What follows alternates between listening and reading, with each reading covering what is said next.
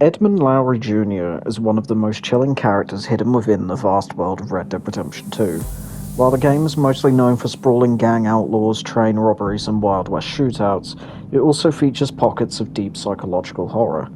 Edmund serves as the game's primary serial killer, offering players a dark mystery to solve that feels completely separate from the main outlaw narrative of Arthur Morgan and the Van der Linde gang.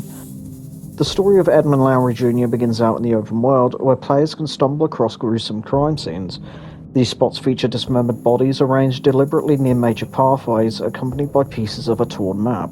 If the player manages to find all the map pieces, they point towards a burnt-out and isolated building known as Lucky's Cabin, located just a short distance from the town of Valentine.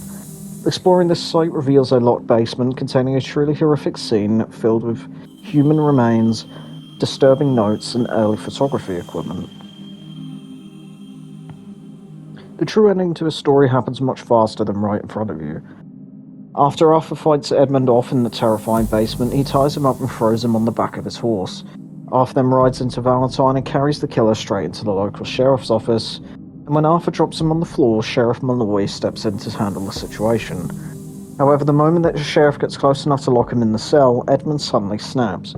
He lunges at the sheriff, grabbing him and trying to bite him right there in the office, and the game then forces you into a split-second reaction where you have to draw your gun quickly and shoot Edmund, or Malloy will shoot him instead. Because you are forced to shoot him, his twisted story ends right there on the floor of the jail, almost immediately bring him in. In terms of character design, Rockstar Games crafted Edmund to look and feel intensely unsettling. He's presented as a thin, nervous, and twitchy man with unkempt hair and wide, frantic eyes that constantly dart around. His outward appearance of a fragile, unassuming wanderer sharps contrastly with the brutal violence he inflicts. Environmental storytelling in his basement adds heavy depth to his design, featuring obsessive writings, letters written to local newspapers craving attention, and disturbing mementos from his victims. He also carries deep psychological scars from an overbearing mother who sent him letters demanding perfection and pressuring him about women, which heavily warped his mind.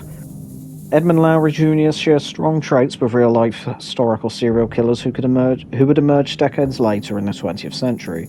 His desire for media attention, including sending taunting letters to local newspapers to brag about his crimes, closely mirrors famous murderers like the Zodiac Killer or the Son of Sam. Furthermore, his deep-seated psychological issues and isolation point toward the kind of profiling later popularized by the FBI. By blending classic Wild West tropes with early forensic psychology and true crime elements, Edmund stands out as a haunting reminder of the real-world monsters that occasionally hide in plain sight.